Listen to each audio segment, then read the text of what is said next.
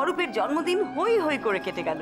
মিমি মনে হয় সত্যি অরূপের প্রেমে পড়েছে। পরদিন আমাদের বাড়িতে সে হাজির হলো মোহর আর আঁখি। ওদেরও সন্দেহ, ভূত বলে কিছু নেই। আমাকে তদন্ত করতে বললো। আমি এখন তোমাদের বাড়িতে যেতে পারবো না। বাড়ির বড়দের রাজি করাই, তাহলে আপনি যাবেন কি?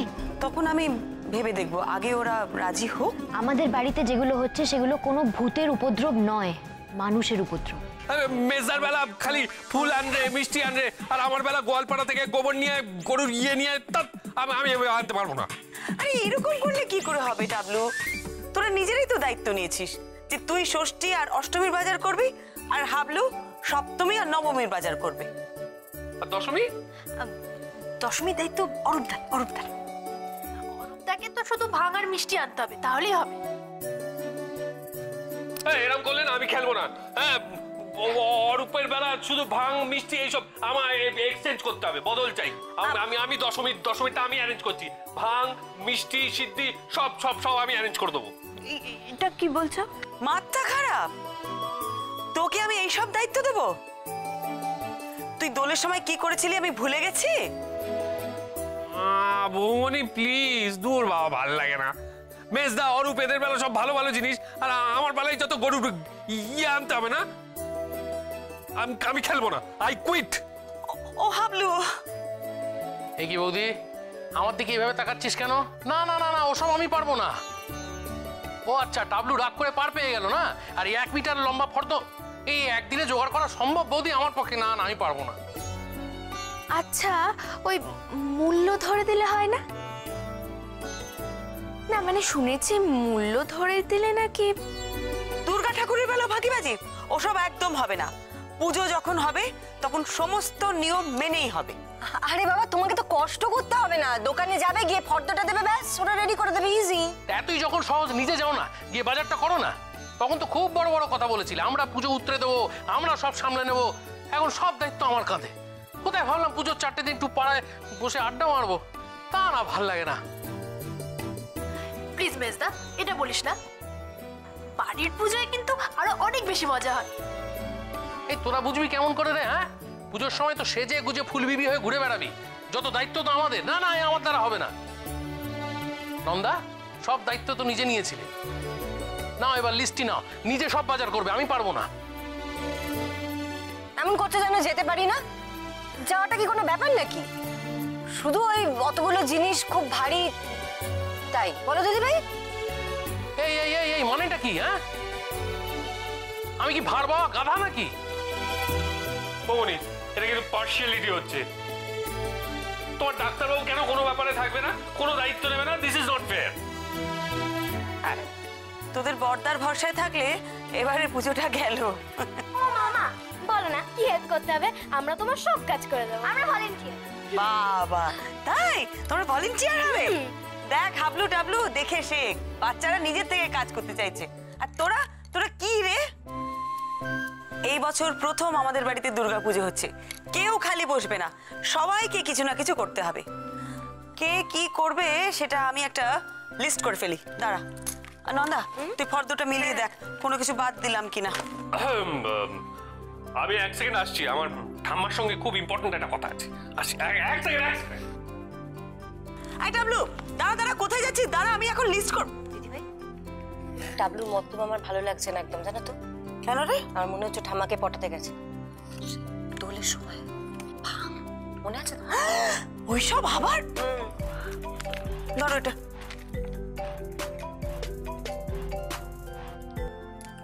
হ্যালো, কে বলছেন? ও হ্যাঁ, বলুন। হ্যাঁ, আচ্ছা। না, ঠিক আছে, আমি দেখছি। হ্যাঁ, নমস্কার। কিছু হয়েছে? কে ফোন করেছিল? রজত বাবু। উনি বলছেন যে ওনার কাকা নাকি বলেছে আঁকি যখন ওর বাবার মৃত্যুটা এইভাবে মেনে নিতে পারছে না, তখন তদন্ত হওয়া দরকার। উনি জানতে চাইছেন যে আমি কেসটা নেব কিনা। এমা, তাহলে দুর্গাপুজো? কোনো চিন্তা করো না, সব হবে। আমাদের বাড়ির দশভুজা দুটো দিকই সামলে নেবে, একদিকে অসুর দলনী আর একদিকে ভূত দলনী। চুপ কর তো হাবলু। চল চল চল, হ্যাঁ দাও List, দাও দাও, list. হ্যাঁ লিস্ট বানাবো।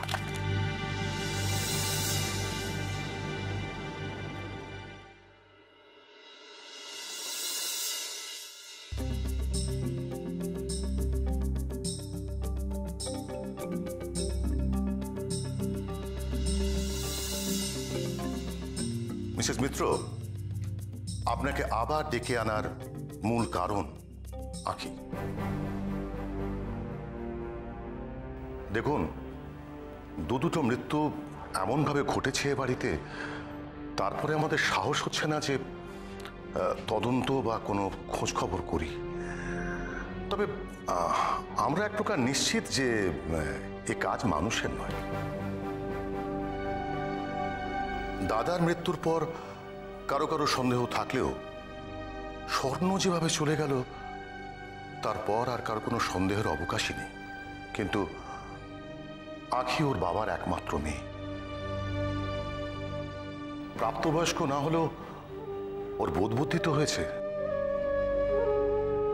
ওর যদি মনে হয়ে থাকে যে ওর বাবার এরকম ভাবে মৃত্যুর মধ্যে কোন রকম লৌকিক কারণ থেকে থাকতে পারে এবং ও সেটা আপনাদের সাহায্যে বের করতে চাইলে আমি তোকে বাধা দিতে পারি না।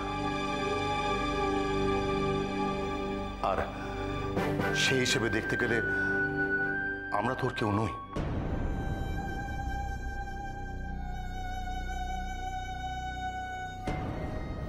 বাবা এইভাবে কেন বলছো? আঁখি বা আমি, আমরা তো সবার ভালোর জন্যই। মিসেস মিত্র, আপনি ইনভেস্টিগেট করতে পারেন। বিশেষ করে রজতেরও হয়তো সেরকম একটা ইচ্ছে আছে। তবে এই বাড়ির বাকি সদস্যদের মতামতের কিছু দাম আছে,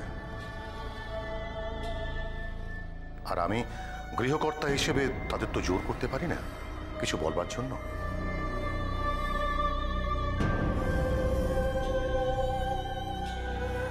যার যার ইচ্ছে হবে আপনার সঙ্গে কথা বলবার জন্য তারা কথা বলবে। তবে বাকিদের আপনি জোর করতে পারবেন না। বাবা, এই কথাটা বলার কোনো প্রয়োজন ছিল না। যে ওনার সঙ্গে কথা বলবে না, উনি তো ধরে নেবেন যে সেই কিছু একটা গন্ডগোল পাকিয়েছে, সেই তো এসব সাজিয়েছে। গোয়েন্দারা তো বোধহয় এভাবেই তদন্ত করেন, তাই না? অবশ্য ভূতের ব্যাপারে উনি যে কি তদন্ত করবেন সেটা আমি জানি না। বিনু, এই নিয়ে আলোচনা কিন্তু আমরা আগেও করেছি। এখন যা কিছু হচ্ছে সব কিন্তু আঁখির ইচ্ছে। বিতনুবাবু, প্রমাণ ছাড়া কোনো কিছু ধরে নিয়ে কোনো লাভ নেই। আর গোয়েন্দারা যাই বলুক না কেন, তার শেষ কথা হলো প্রমাণ। কিচ্ছু প্রমাণ পাবেন না আপনারা। আমি জানি এ বাড়িতে কি ঘটছে। এ বাড়িতে যদি এক রাত্রি থাকতেন তাহলে বুঝতে পারতেন আমি একটা লেখাপড়া জানা ছেলে হয়ে কেন এই কথাগুলো বলছি। কিছু লেখাপড়া তো আমরাও করেছি। বিজ্ঞান, যুক্তি, নীতি এসবের বাইরে কিছু ঘটনা আছে যেগুলো দেখার পর এসব আর বিশ্বাস করা যায় না। রজতবাবু, আপনারা যে বাড়ি খুঁজছিলেন তার কিছু হলো? আগে হ্যাঁ, একটা বাড়ি পেয়েছি, কিন্তু টাকাটা বড্ড বেশি বলছে।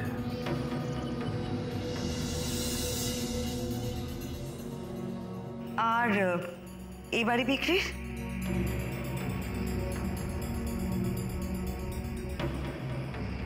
তবে আমরা দু ভাই চেষ্টা করছি। আর এই বাড়িটা বিক্রি না হলে তো মুশকিলে পড়ে যাব। তাহলে আপনাদের যা জানবার জেনে নিন।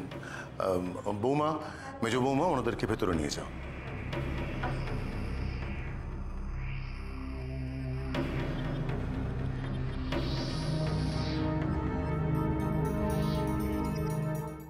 নাস্তিক ছিল জানেন, চরম নাস্তিক। বাবা তো ছিলেনই, বাবার মধ্যে থেকে আস্তে আস্তে ছেলের মধ্যে ওই নাস্তিকতাটা জন্মায়। আসলে ওরা দুজনেই বিশ্বাস করতো যে জগতে যা কিছু হচ্ছে তার পেছনে একটা যুক্তি আছে, একটা নির্দিষ্ট কারণ আছে। আমার বিয়েটাও হয়েছিল কিন্তু রেজিস্ট্রি করে। মায়ের প্রবল আপত্তি ছিল, কিন্তু মা কান্নাকাটি করা সত্ত্বেও বাবা কিংবা ও দুজনে কেউ পাত্তাই দেয়নি মায়ের কথায়।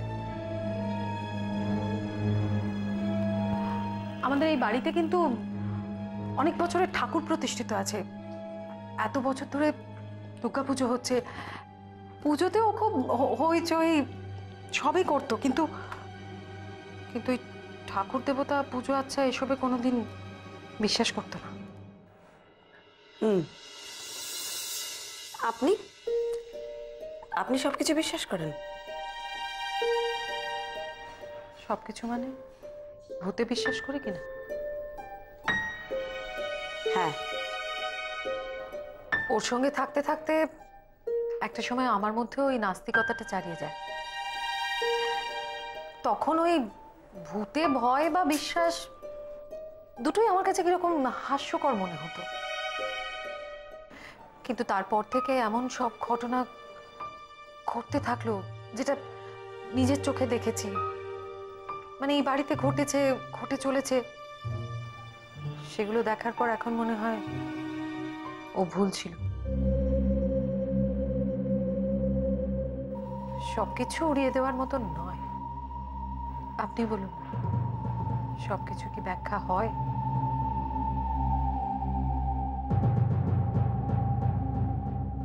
বাড়িতে এইসব ঘটনা কতদিন ঘটছে? তা বেশ 8-10 মাস তো হয়ে গেল। ও আচ্ছা আচ্ছা আচ্ছা, কি কি ধরনের ঘটনা ঘটছে সেটা যদি আমাকে একটু বলেন খুব ভালো হয়। খুব অদ্ভুত ঘটনাগুলো জানেন তো। এই যেমন ধরুন, পাড়ায় সব বাড়িতে আলো জ্বলছে, হঠাৎ করে আমাদের এই বাড়ির আলোটা টুপ করে নিভে গেল।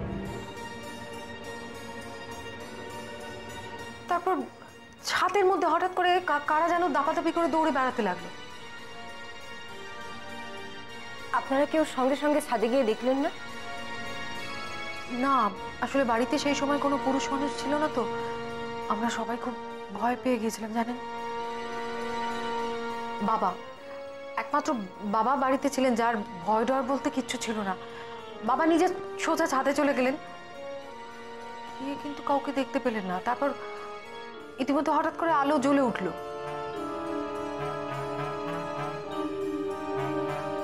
জেঠু বলেছিল এইসব পাড়ার ছেলেদেরই দুষ্টুমি। বাড়ি ফিরে আখির বাবা ওই একই কথা বলল। তবু মনের মধ্যে একটা অস্বস্তি থেকেই গেল। আমরা খুব ভয় পাচ্ছিলাম।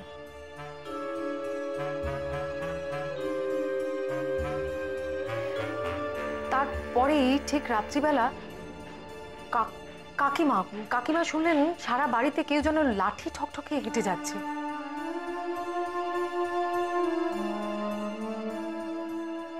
আর তারপর একদিন বাবার ছবিটা হঠাৎ করে পেরেক থেকে খুলে পড়ে গেলেন।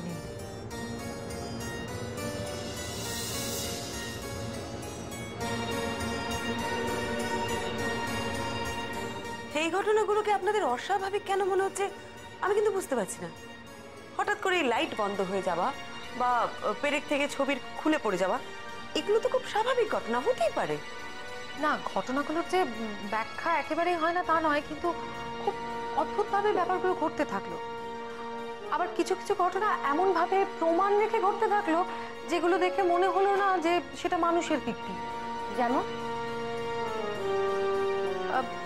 যেমন ওই যে কাকিমা যেদিন রাত্রিবেলা লাঠির ঠক ঠক আওয়াজটা শুনলেন, তার পরের দিন হঠাৎ দেখা গেল যে আমার দাদা শ্বশুরের লাঠি, যেটা চিলেকোঠার ঘরে ট্রাঙ্কে রাখা ছিল, সেটা ওই সিঁড়ির পাশে ঝুলছে।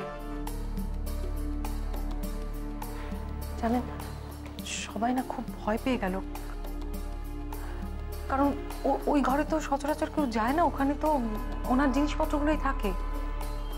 আমাদের বিশেষ করে মায়ের মনে হলো যে ওনার অতৃপ্ত আত্মা এই বাড়িতে মুক্তির জন্য ছটফট করছে। আসলে আমার দাদা শ্বশুরের তো শ্রাদ্ধই হয়নি। কেন? কে করবে? আমার শ্বশুরমশাই তো ওসব কিছু মানতেনই না। সেটা সবার মনে থেকে গিয়েছিল। সেজন্যই এই ঘটনাটার পর থেকে সবার মনে হতে লাগলো আরো বেশি করে যে সত্যি হয়তো ওনার অতৃপ্ত আত্মাই এই বাড়িতে ঘুরে বেড়াচ্ছে।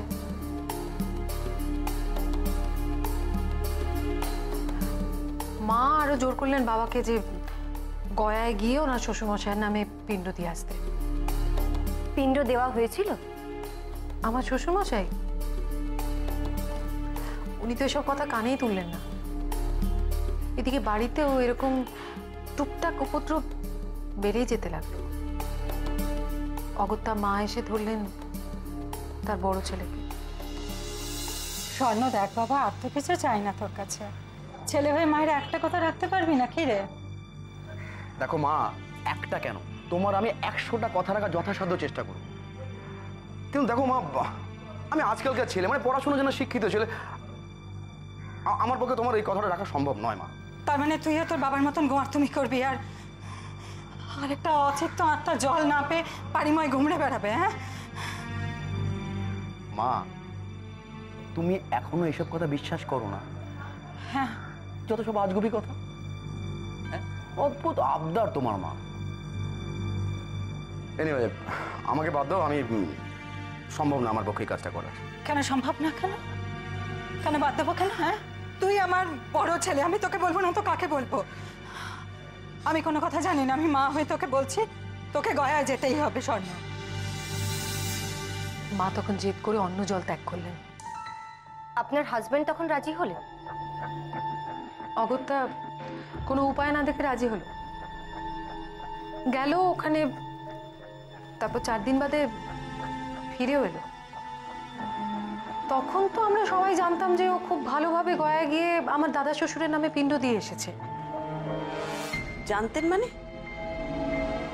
গয়ায় গিয়ে কি উনি অন্য কিছু করেছিলেন পিণ্ড না দিয়ে? তখন তো আমরা সবাই জানতাম যে ও খুব ভালোভাবে গয়ায় গিয়ে আমার দাদা শ্বশুরের নামে পিণ্ড দিয়ে এসেছে। জানতেন মানে? গয়ায় গিয়ে কি উনি অন্য কিছু করেছিলেন পিণ্ড না দিয়ে?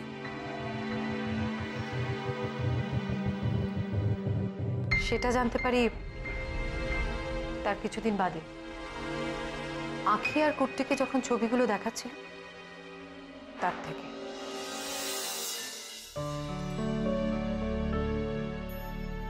এই দেখ, এটা কি বলতো? কি বাবা, কি সুন্দর! এটা হলো মহারানীর মহল, আর এই যে এটা দেখছিস, এটা হচ্ছে কেল্লার ঠিক পেছন দিকটা। দাঁড়া, আরেকটা দেখাচ্ছি, এটা দেখ, ভালো করে দেখেছিস? এটা কোন জায়গা? এটা হচ্ছে এমন একটা জায়গা, এখানে নাকি প্রতি রাতে ভূত আসে, আর স্থানীয় লোকজন না এই জায়গাটাকে দারুণ ভয় পায়। তুমি ভূত দেখেছো? সত্যি সত্যি ভূত আসে বাবা? ভূত আসে কিনা জানি না, তবে আমার ভাগ্যে মনে হয় ভূতের দেখা নেই। ভূত আমাকে দেখলে ভয়ে পালায়। তুমি একা একা ঘুরে এলে কেন? আমাদের কেন নিয়ে গেলে না?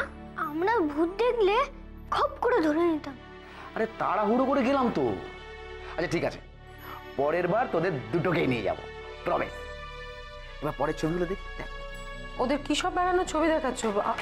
আমাকে দেখাও। কিছু না তো, কিছু ছবি নেই, এমনি এমনি। মাকেও দেখাও না বাবা ভূতের কেল্লার ছবি। আরে ভূতের কেল্লার ছবি কই দেখি? আরে না, আমি দেখি না।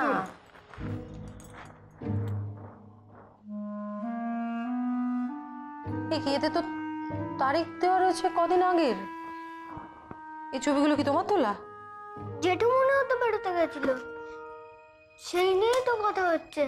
তুমিও শোনো না? তার মানে তুমি গয়া যাওনি? না। আচ্ছা কেন যাবো বলো তো? তাও আর পিণ্ড দেবার জন্য? মানে মানে দেখো, কয়েকটা দিন সময় পেলাম, তাই ভাবলাম যে ওই সময়টা নষ্ট করে কি লাভ, যাই তার জন্য একটু ভূতের কেলাটা ঘুরে আসি, তাই চলে গেলাম। সে কি, তুমি তো বাড়ি ফিরে এসে মাকে বললে খুব ভালো করে পিণ্ড দেওয়া হয়েছে, তার মানে সেটা সম্পূর্ণ মিথ্যে? যে গৌতমী, তুমি তো মাকে খুব ভালো করে চেনো। মায়ের বিশ্বাস যে আমি ওখানে গিয়েছিলাম, পিণ্ড দিয়ে এসেছি, এই বিশ্বাসে দেখবে মায়ের মনে ভূতের ভয় ঠান্ডা হয়ে যাবে। তুমি দেখে নিও।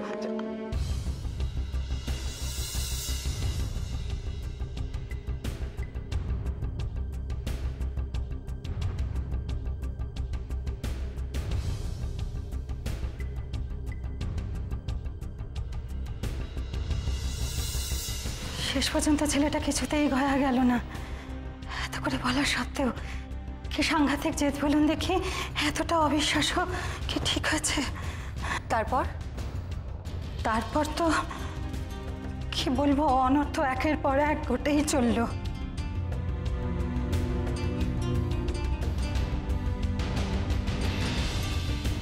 দুর্বল মন তো বুঝতে পারছিলাম যে বড় কিছু ঘটার একটা ইঙ্গিত পাওয়া যাচ্ছে, সেরকম ঘটতেও যাচ্ছিল, সাবধান করলো, কিন্তু আমরা সাবধান হলাম না। ওই যে বলে না, বিপদকালে বুদ্ধিনাশ, হয়তো সেটাই। কি ঘটেছিল?